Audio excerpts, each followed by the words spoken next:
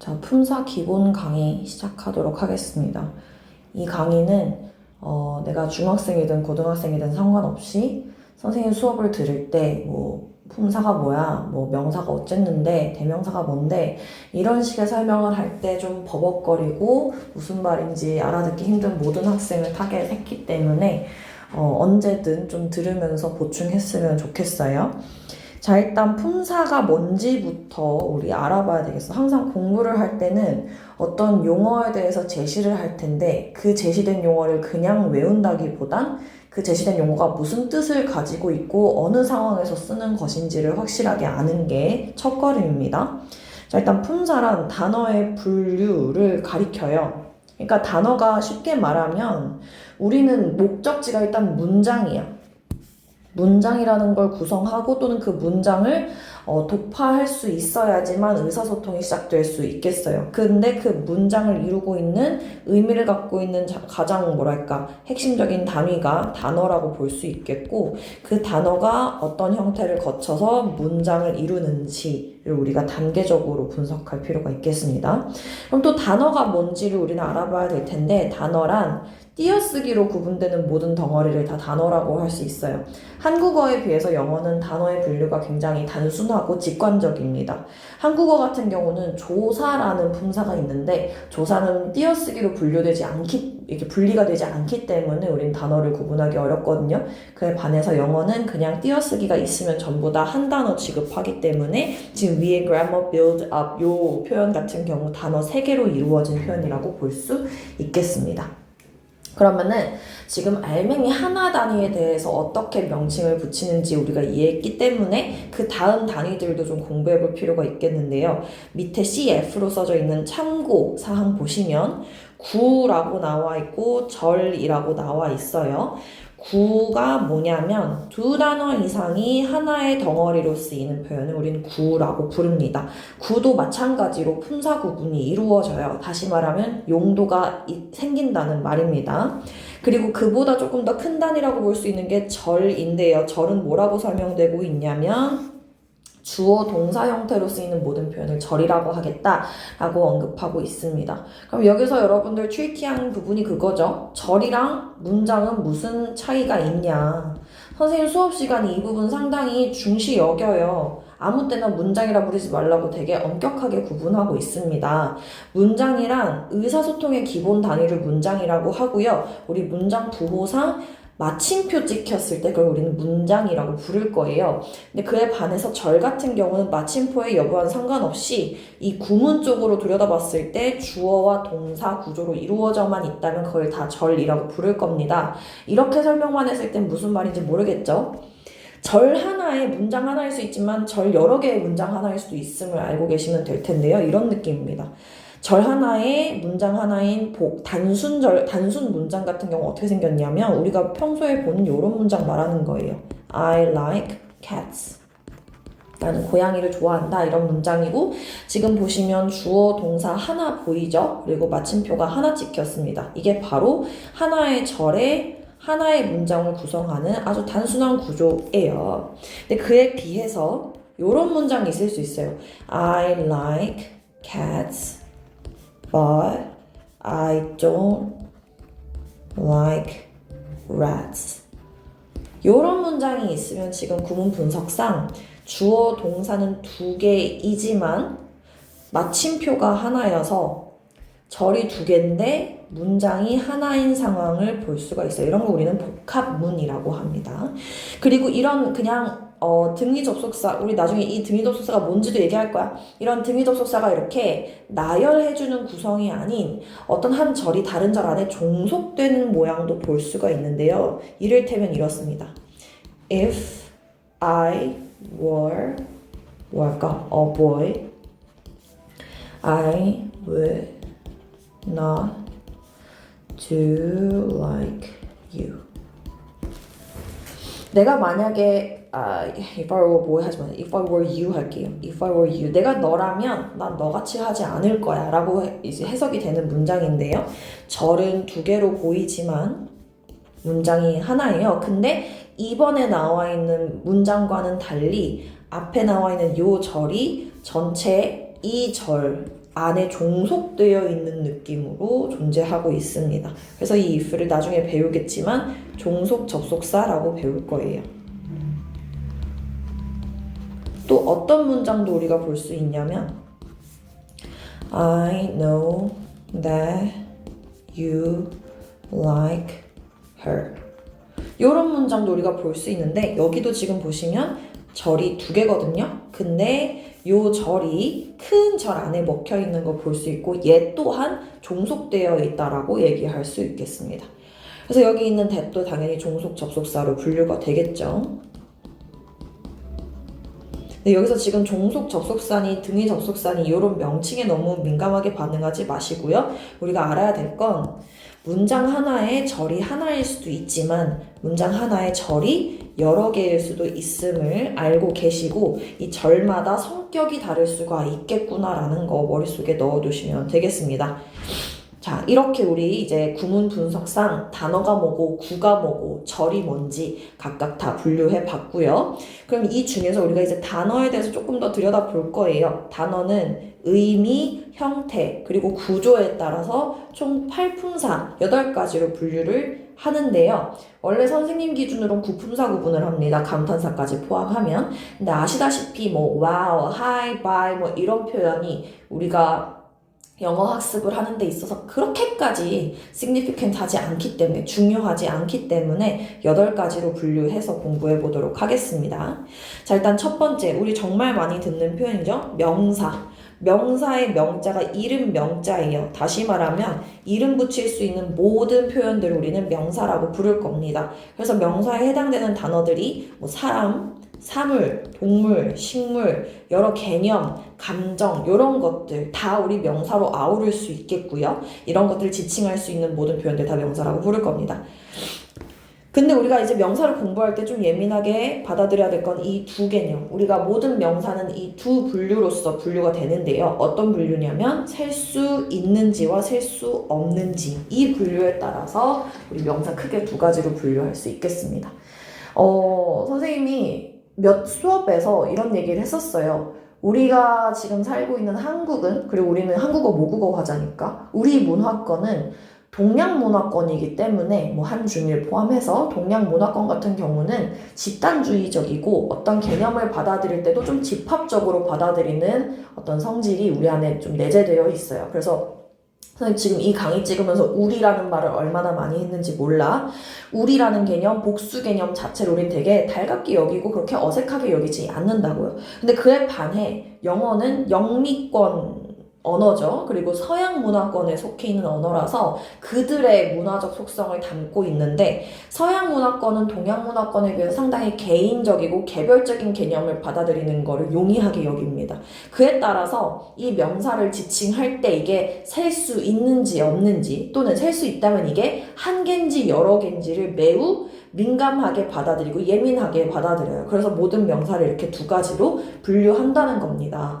한국인들 같은 경우는 이 개념 자체가 좀 생소해서 처음 우리가 중학교 1학년 때 영어를 배울 때 이 부분을 상당히 진하게 배우고 또 되게 힘들어하곤 해요. 꼭 명심해야 할 점은 우리나라 사람들이 한국어를 받아들일 때에 비해서 훨씬 더 어떤 명사의 개수, 수 개념에 상당히 예민하다는 거 꼭 명심하셔야 되겠고 셀 수 있는 명사 같은 경우 단수일 경우에는 또는 또는 요런 유의 한정사가 앞에 붙고요. 복수일 경우에는 뒤에 s가 붙습니다.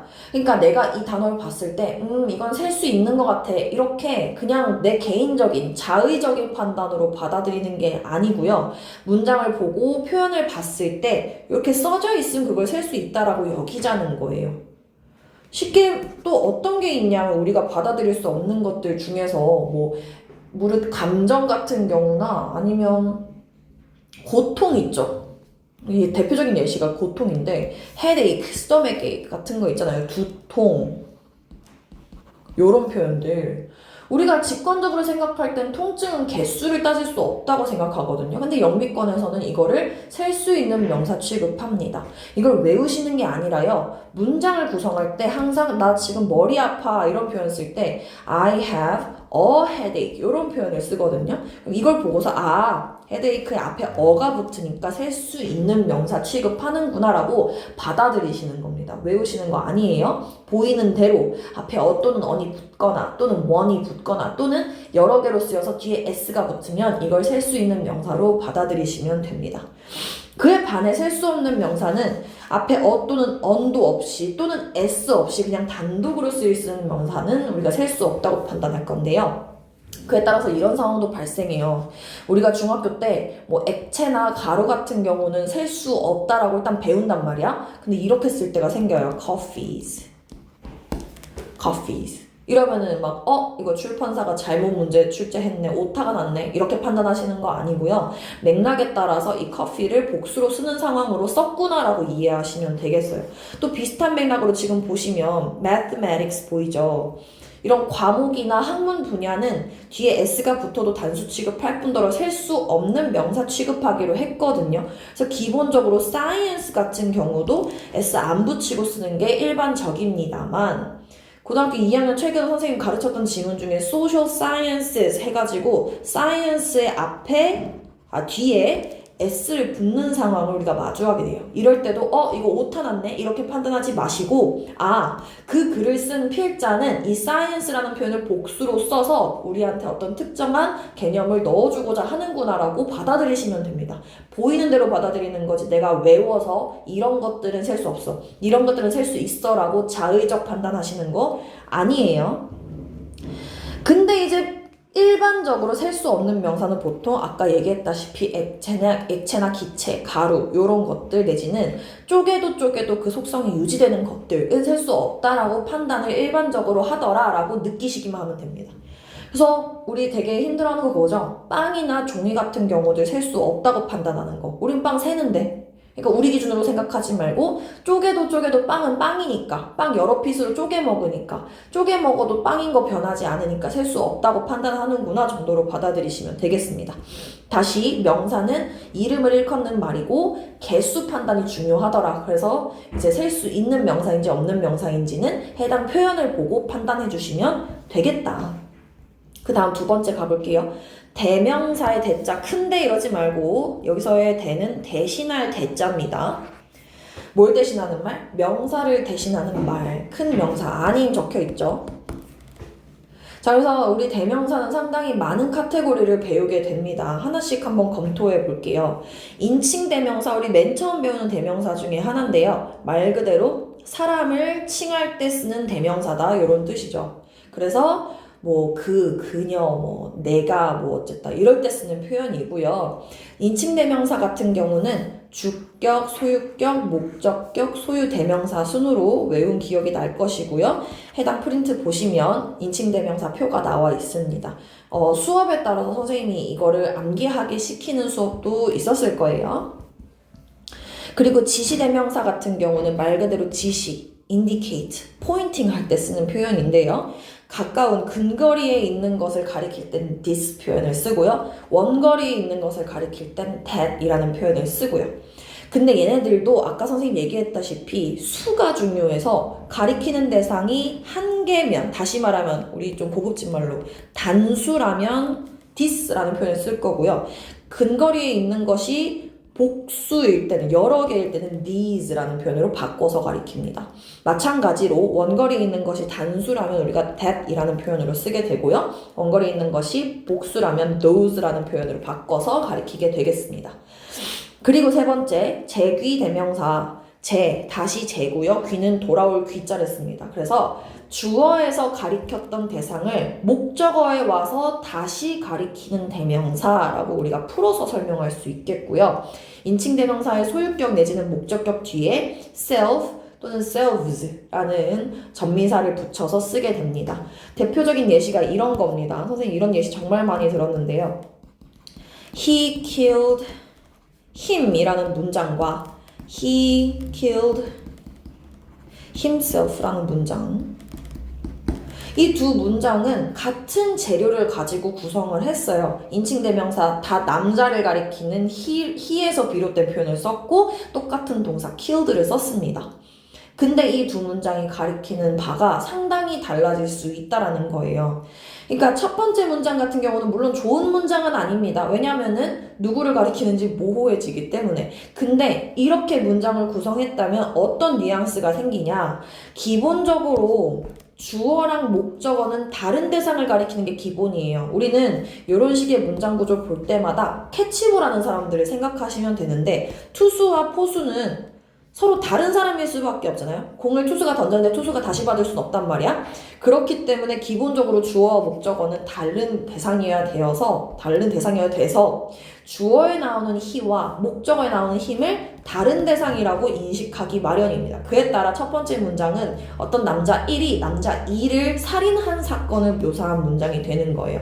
근데 그에 반해 두 번째 문장 같은 경우는 he killed himself 해서 목적어에서 지금 우리 설명했던 제귀대명사를 쓰게 되는데 제귀대명사의 정의가 뭐라 그랬냐면 목적어에서 다시 주어를 가리킬 때 쓰는 말이라 했으니 주어에 나와 있는 he와 목적어에 나오는 himself가 서로 같은 대상을 가리키게 되고 되게 안타까운 상황이죠. 자기 스스로 이제 극단적인 선택을 한 그런 상황을 묘사하는 문장이 된다라는 거예요. 선생님이 이 문장을 선택하기에는 교육적으로 알맞지 않다는 거 알고 있지만 상당히 직관적이고 뭐라 그래야 되지? 확실하고 또 기억에 남을 수 있는 상황이라서 이 문장을 예시로 들었습니다. 제귀대명사를 복습할 때 꼭 그가 그를 죽인 상황인지 그가 그 자신을 죽인 상황인지를 머릿속에 떠올려 보시고 상황을 분석해 보시면 되겠어요. 그 다음 의문대명사는 물어볼 때 쓰는 대명사인데 다 WH 표현이 들어간 그런 공통점을 우리가 확인하실 수 있어요. 근데 그 중에서 대명사 역할을 하는 의문사는 지금 보시면 what, 그리고 which, 그리고 who 요 세 가지가 있습니다. what은 무엇이라고 해석이 되는 의문 대명사고요. which는 어떤 것이라고 해석되는 의문 대명사. 그리고 who는 누구를 가리키는 의문 대명사입니다. 근데 아까 인칭 대명사 같은 경우는 격이 존재한다 그랬죠? 주격, 소유격, 목적격 이렇게 존재한다 그랬죠? 유일하게 사람을 가리킬 때만 영어는 격이라는 게 존재하는데요. 그래서 격은 또 뭐냐? 올 수 있는 자격을 가리켜요. 다시 말하면 주격은 주어 자리에 올 수 있는 자격을 줄게 이런 뜻이고 소유격은 누구의라는 표현을 할 때 올 자격을 줄게 이런 뜻이고 목적격은 목적어에 올 자격을 줄게 라는 뜻이란 말이에요. 이게 인칭 대명사에만 존재하는데 who는 의문 대명사이면서 인칭 대명사죠. 사람을 가리키잖아. 누군지 모르겠지만 사람을 가리키잖아. 그렇기 때문에 얘도 격이 존재해서 의문사들 중에서 유일하게 격변화가 생깁니다. 주격으로 쓸 때는 who, 그러니까 주격으로 쓴 who는 해석이 누가가 되겠고요. 소유격으로 whose가 되는데 이 whose라는 표현은 누구의라는 표현으로 바뀌게 될 겁니다. 그리고 목적격으로 쓰일 때는 whom이라고 바뀌게 되어서 해석을 할 때는 누구를 이라고 해석하시면 되겠습니다. 그 다음 부정대명사라는 게 뭐냐? 부정적이다 할 때 부정이 아니고요. 우리가 품사구분하고 문법 얘기할 때 부정이란 말은 보통 정해지지 않았다라는 표현으로서 쓰입니다. indefinite라는 표현으로 번역이 되는데요. 정해지지 않은. 그에 따라서 오른쪽 정의 보시면 특정되지 않은 무언가를 가리키는 대명사라고 나와 있습니다. 보통 어떤 대명사가 여기에 해당되냐면 one. 우리 문장 읽을 때 대뜸 one 이렇게 나오면 숫자 1을 가리키는 게 아니고 어떤 사람 내지는 어떤 것 하나를 아무개 가리키는 거라고 얘기했었어요. 그리고 another 하면은 그 one을 제외한 또 다른 아무개 하나를 가리킬 때 쓰는 표현이고 others 같은 경우도 그거 말고 다른 여러 개를 가리킬 때 우리 쓰는 표현입니다. 이거 외에도 some, something 뭐 이런 표현들 있죠. 이런 표현들 같은 경우도 부정 대명사에 해당된다라고 생각해 주실 수 있겠어요. some이나 something 같은 경우도 명확하게 누굴 가리킨다는 느낌이 안 들잖아요. 그쵸?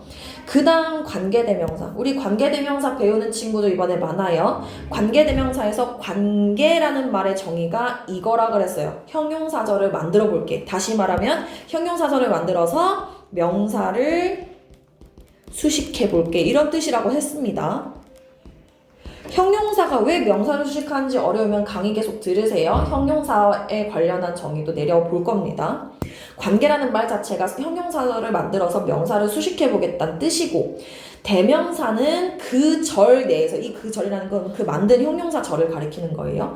그 절 내에서 명사를 대신할게 라는 말이 대명사라는 말의 뜻이다라고 얘기했습니다. 다시 말하면 이런 얘기죠. 관계대명사가 있으면 나는 명사를 수식하는 절을 구성할 거니까 얘 앞엔 반드시 어떤 명사가 나오게 되겠죠. 그리고 이렇게부터 절을 구성할 텐데, 다시 복습, 절이 뭐야? 주어 동사 모양이요. 대답 나와야 되겠죠? 관계대명사가 이제 절을 이끌 텐데 그 절 내에서 뭘 대신해? 명사를 대신할 거야. 내가 어떤 명사를 대신하니까 뒤에 뭐가 하나 빠져? 명사 성분이 하나 빠지게 되는 이런 상황을 우리가 마주하게 될 겁니다. 그래서 이 앞에, 관계대명사의 앞에 나오는 이 명사를 말 그대로 앞에 먼저 나온다 그래서 선행사라고 부를 거예요. 먼저 선 단일 행자 쓴다 그랬어요. 관계대명사의 앞에 나오는 명사를 한자로 줄인 표현 선행사. 선행사란 말 어렵게 생각하지 마시고 관계대명사가 반드시 데리고 다녀야 할 앞에 모셔둔 명사라고 생각하시면 되겠고, 그리고 관계대명사는 뒤에서 명사 하나 갖고 와서 내가 대신하는 거니까 뒤에가 어떻다? 불완전하다. 그래서 우리가 이제 중2, 중3 친구들 이상 친구들 내신 공부하면서 선생님 맨날 반복하는 건데, 관계대명사 대신하고 위치는 앞에 선행사 있고 뒤에 불완전하다 뭐 이런 얘기 했었던 거 기억날 거예요. 그래서 지금 여기 보시면 which나 who 그리고 대세에 해당하는 표현이 관계대명사로도 분류가 되는구나 라고 생각하실 수 있겠습니다. 여기서 알 수 있는 건 선생님 which나 who는 의문대명사라면서요. 맞아요. 근데 관계대명사라고요? 네. 무슨 말이야? 한 단어가 반드시 어떤 한 품사일 이유는 없어요. 이 품사이면서 저 품사. 여러 역할을 담당할 수 있습니다. 그럼 어떻게 그때그때 다르게 받아들여요? 쓰인 맥락에 따라서 다르게 받아들이시면 돼요. 예를 들어서 which를 쓰는데 앞에 선행사가 있어. 그러니까 which 앞에 명사가 있어. 그럼 우리는 그걸 높은 확률로 관계대명사로 받아들이시면 되고요. which를 봤는데 앞에 명사가 없네? 그러면은 어떤 내지는 어떤 것이라는 의미를 가진 의문사로서 받아들이시면 되는 겁니다. 영어를 공부할 때 힘들어하는 지점이 선생님 뭔지 알아?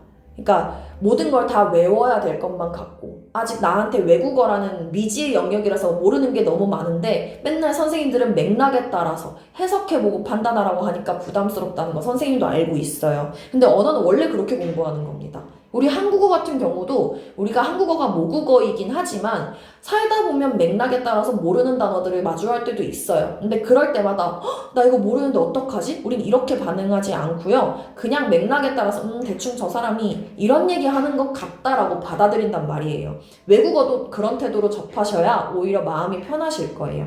그러니까 너무 당황하지 마시고 어떤 상황에서 쓰이고 있는지 분석해보고자 하는 마음가짐으로 접근하시면 되겠습니다.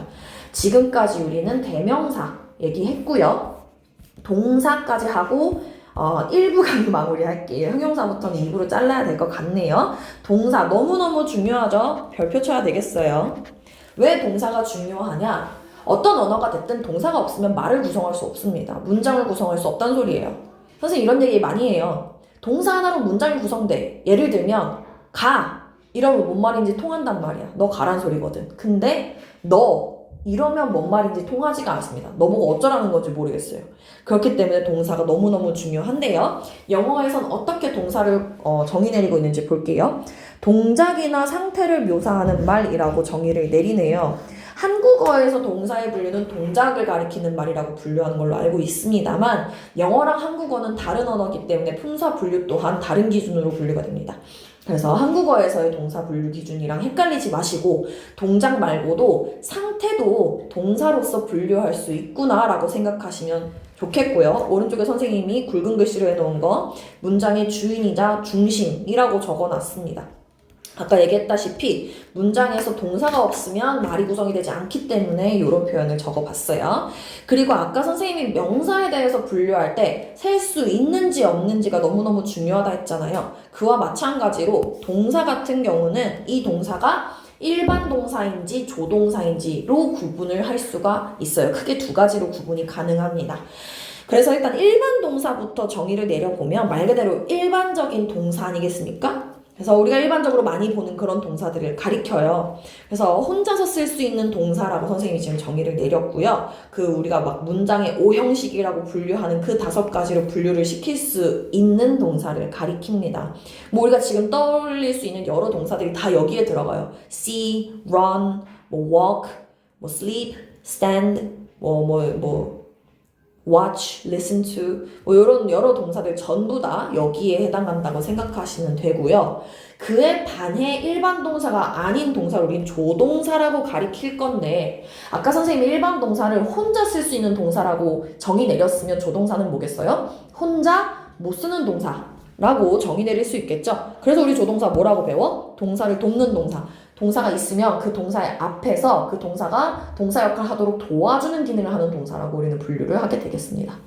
그래서 우리가 조동사 배운 게 이런 거죠. may, can, will, should, must 그리고 각각의 과거형이 존재하고 이렇게 우리가 기본적으로 공부를 하게 될 텐데 고등학생 친구들은 여기서 확장해서 비동사, have 동사 그리고 두 동사까지도 조동사라고 확장을 하죠. 근데 일단 우리가 조동사라고 타이틀 배우는 건 요거니까 이런 애들 우리가 조동사라 생각하시면 되겠고 잘 생각해 보시면 이런 동사들 혼자 못 쓰이고요. 항상 뒤에 또 다른 동사 모양을 데리고 오는 상황을 항상 마주하게 될 거예요. 문법책에서도 뭐라고 나와? 이런 동사는 항상 뒤에 동사 원형을 쓴다라고 배우죠. 선생님은 동사 원형을 are이라고 씁니다. roots라는 뜻이고요. 루트는 뿌리라는 뜻이고요. 여러분들 제곱근 할 때 이것도 루트라고 하죠? 제곱근의 근자가 뿌리 근자여서 루트라고 부르는 겁니다. 왜 뿌리야? 어떤 동작이 있으면 그 동작의 원래 모양을 가리키니까 그게 당연히 뿌리일 수밖에. 앞으로 R이라는 표현 보면 동작의 원래 모양, 동사의 원래 모양을 가리키는구나 라고 생각하시면 되겠어요. 근데 지금 조동사와 일반 동사 사이에 선생님이 비동사라고 괄호쳐놨는데 이 비동사가 아주 짜증나는 놈? 사실 별로 짜증은 안 나고요. 비동사가 뭐냐면 유일하게 모든 동사들 중에서 조동사적인 특징과 일반 동사적인 특징을 둘 다 가지고 있는 동사예요. 그래서 얘를 영어학적으로는 primary verb라고 분류를 하기도 하는데 조동사의 특징과 일반 동사의 특징을 둘 다 갖는다는 게 무슨 말이냐? 일단 일반 동사의 특징은 5가지로 분류가 되고 그것보다 더 좀 눈에 띄는 특징 뭐라 그랬어? 혼자 쓸 수 있음이라 그랬잖아요. 이게 일반 동사의 특징이라면 조동사의 특징은 뭐냐? 조동사는 보통 그 조동사 바로 뒤에 not을 붙이거나 아니면은 의문문을 만들 때 입말을 튀어내 보내요. 요런 특징을 가지면 우리 조동사라 그래요. 예를 들면 I can do it의 반대말 I cannot do it이잖아요. not이 어디 붙었어? can의 뒤에 붙었죠? 이게 우리가 조동사라서 not을 거기다 붙이는 거거든요. 마찬가지로 can you help me? 그러니까 you can help me 라는 표현을 의문문으로 만들 때 can you help me? 해가지고 can이 앞으로 나간단 말이야. 요런 모양에서 우리 can이라는 조동사가 조동사가 맞구나 라고 판단할 수 있는데 비동사가 이런 모양을 다 취한다는 거예요. 비동사도 비동사 바로 뒤에 not을 붙이고 또 의문문을 만들 때 비동사가 튀어나가요. 그렇기 때문에 비동사는 유일하게 조동사적이면서도 일반 동사적이다 라고 판단하시면 되겠습니다. 여기까지 동사에 대한 설명을 했고요.